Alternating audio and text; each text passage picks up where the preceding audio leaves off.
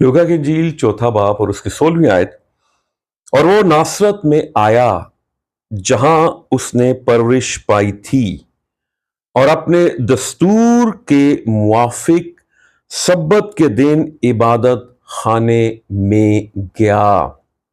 जबरदस्त बात, जबरदस्त तहरीक, जो मुझे और आपको इस बात की तरफ माइल करती है और कायल करती है कि यीशु मसीह इबादत खाने में गया, लेकिन लिखा क्या है?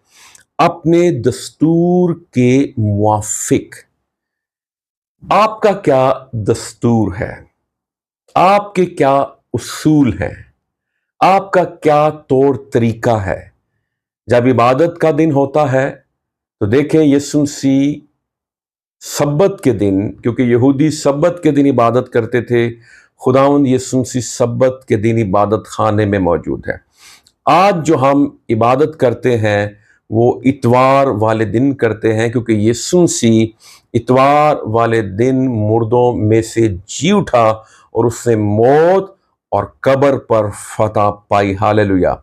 इतवार जब मेरी और आपकी जिंदगी में आता है, इतवार वाले दिन मेरा क्या दस्तूर होता है? इतवार की जो तैयारी है, मैं समझता हूं कि वो हफ्ते वाले दिन होनी चाहिए, और हमें पता होना चाहिए कि हमने कल चर्च में जाना है, हमने कल इबादत के लिए जाना है।